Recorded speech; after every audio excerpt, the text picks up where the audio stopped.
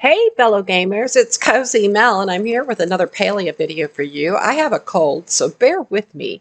But today, this is going to be quick. We are looking at our inventory, and down at the bottom left corner, there are skill levels. And each of these 8 skills has a level as you go about your business in early game. And the one with 2 leaves, this is gardening. And our gardening instructor is Badru. He's a farmer out on the Dayu farm, which is west of Kilima village. And we are at level 3. When we got to level 2, we purchased a couple of plots of land from Badru, and we put it down in our yard to form a garden. We tilled it, and we planted some seeds. And since then, we've gotten to level 3 by harvesting. So, in order to level up in gardening, you have to harvest fruits and vegetables. You don't really level up when you're planting and watering, but you have to do those things anyway in order to level up. But now that we are level 3 and we've done a lot of foraging throughout the world and we've sold a lot of things and we had enough money, we bought a couple of more plots.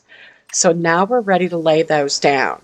The first thing that I did was I went to City Hall where Kenyatta works, and I talked to her next to the cash register. And she will tell you that you have done a great job now that you've built your house and you've started your garden, and you can use the cash register at City Hall to expand the farmland that you own. Now, normally you wouldn't need to expand anything this early in the game. There's plenty of room to put your garden anywhere that you would like inside your fence line. However, I don't like that. I like to be next to the water. So I'm not going to be able to get a well in game until much later in the end game when you can purchase one from Badru with metals that you earn through gardening. But that's going to take a while. So in the meantime, my watering can will need to be filled up every day. And this little water source right here is perfect for that job. So I'm just giving you a quick lesson that you don't want to forget. You always want to fill up your watering can, okay, and push X to put it away, and then go about your business. But always try to make it a habit to fill that watering can up before you close out and leave and go do other things. But in order to stay close to this water, our garden needs to be here. This is the only spot I like. Therefore, I put my first 2 plots right inside the fence here. But since I went to City Hall and I used some renown that I earned, I purchased this plot right here that I'm standing on. I didn't used to own this. It was here. You can cut down trees and rocks and things on it if you want to. I don't want to. I'm going to try to keep mine. But it wasn't ours as far as building on it. But now we can because I went ahead and purchased it. So once you do that, once you purchase the writ to expand your land, you go to your H menu. And when you hit H, it'll show you all these locked pieces of land.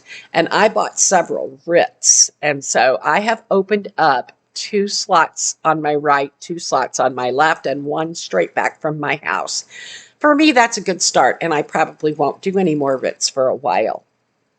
However, it's a great thing to do when you first start out. So we've done that. Also, your fence is furniture. So when you go over here, you can push the control button, light it up, and use G to pick it up. Okay, there you go. You've picked up the fence and put it in your bag.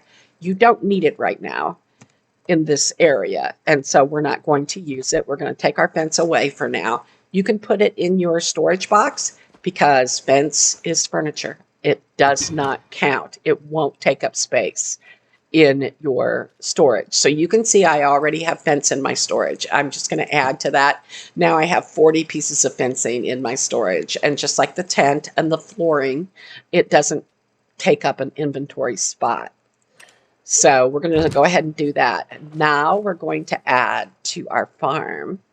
So the first thing I want to do is hit number 5 and get our next plot and put it right there. And I have found that my favorite way to have my farm is the 3 across and 3 down. So it's 9 squares, 3 by 3, and that's my favorite way to do it. So I'm going to start in that direction. That's what I want to end up with. I don't have enough plots yet, but I want to end up that way, and I don't want to have to move my plots. So I'm going to go ahead and push Control, highlight this fence, push G, and pick it up. Push Control again, and you're finished with that. Now I'm going to go ahead with these other plots that I purchased from Badru. And when you purchase land from Badru to turn into a garden, you will find that it goes up a little bit in price each time. So by the time you've gotten these first 6 pieces, you're already paying over $1,000. You're paying a pretty penny for your farmland. So it's okay if you can't get it all right away. You know, nobody can. You have to work your way up to it and forage and sell, and you know, make sure that you've got the gold so that you can go buy it. And then you put these pieces down. And then you're going to push R, of course, to get out your hoe. And you're going to spend the next 3.5 days hoeing these. No, not 3.5 days, but it feels like it sometimes, because this is the makeshift hoe. And it takes the makeshift hoe a little while to get your hoeing done. You can see I'm probably going to have to hit each spot about 8 times. Now, when you get to a better hoe, you'll be a lot happier about that. And when you get to the exquisite hoe, you may only take 1 swipe and have your hoeing finished for that place, that spot. So that's kind of happy. But in the meantime, I have 1 copper ore in my bag that I didn't have before, and that's because I dug up that piece of copper while I was hoeing the garden. So that's a nice little prize to have. And in a minute we'll go, you know, I'll go over and put that in my kiln and turn it into a copper bar with 4 of its brothers. And as you can see, the garden that we had planted before has all been growing nicely. And also, because we got seriously lucky in Zeki's lucky gumball machine at his store, we got a blueberry seed. Now that takes 4 squares to put the blueberry seed in, but I went ahead and put it in because this is really early days to have blueberry. Normally, you're not going to have blueberries until almost end game.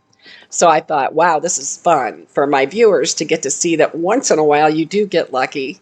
And so we did get lucky, and Zeki's magic gumball machine gave us our daily prize one day, and it was a blueberry seed. So we're growing that now, and we're just waiting for it to mature. So once I get all of this tilled, I'll have to go to the store and buy seeds because we don't have enough seeds yet, and we don't have a seed maker yet to make enough. But we do have 1 seed maker, and it probably made us some potato seeds. Oh my goodness, we have been away from the game for a day or 2, and we made a lot of potato seeds. So we will only have to purchase the seeds that we want besides potato. Potato happens to be one of my favorites, so I will be putting a lot of those in. They water the crops that are next to them. So almost every other crop that I put in will be a potato or a tomato because I like to keep things watered so that they keep growing even when the game is off.